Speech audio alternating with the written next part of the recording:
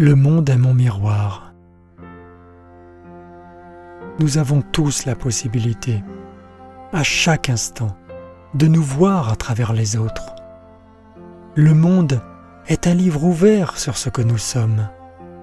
Même si ce reflet reste une illusion, il est un indicateur intéressant de notre propre évolution. Par exemple, une personne égoïste verra bien souvent dans les yeux de son interlocuteur son défaut à corriger. De la même façon, une personne généreuse verra généralement dans ses mêmes yeux de l'amour et de la reconnaissance.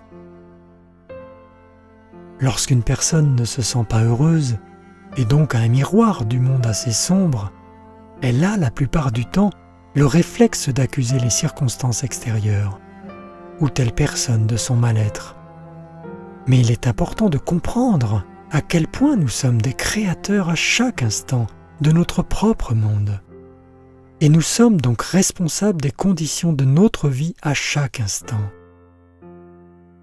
Ainsi, il est vain d'accuser telle ou telle personne ou circonstance, mais plutôt de regarder objectivement ce qui se passe en nous pour comprendre le pourquoi de notre vie et la changer en y mettant de l'amour, de la joie, de la reconnaissance de vivre et de l'esprit de service.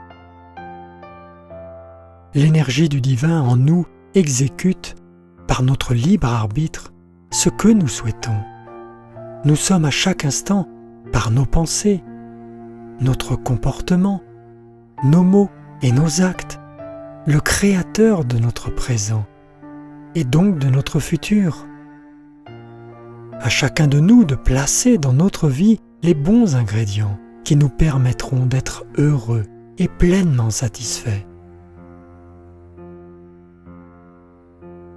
Ce monde est une grande pièce de théâtre où un nombre inimaginable d'interactions se produisent à chaque instant, que cela soit avec une personne, un groupe de personnes, ou le monde tout entier, qui finalement est interrelié.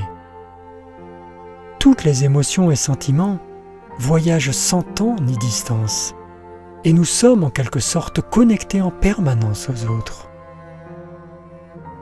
Lorsque plus aucune interaction n'a d'effet sur soi, que l'effet miroir n'opère plus, que cela soit à un niveau visible ou invisible, l'être peut dire qu'il a vaincu ce monde. Tout disparaît.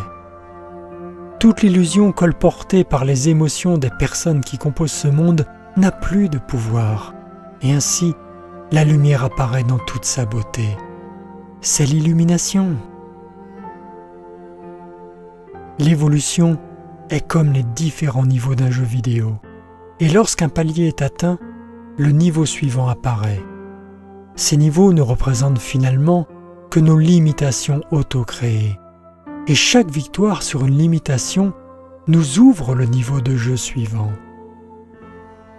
Et tant qu'une personne joue dans ce monde, cela signifie qu'elle croit encore et encore à ce qu'elle voit et à ce qu'elle entend, et que le reflet de ce monde déclenche en elle une réactivité émotionnelle.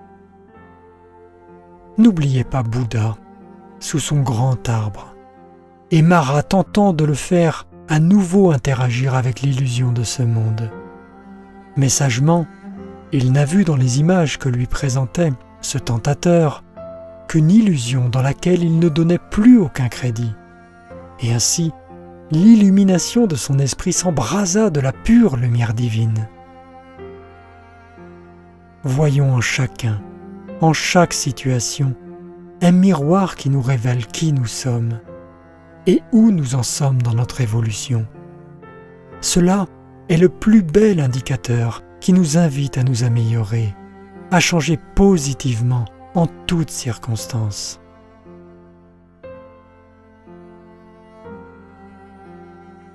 Chris Monclar pour parolesvivantes.fr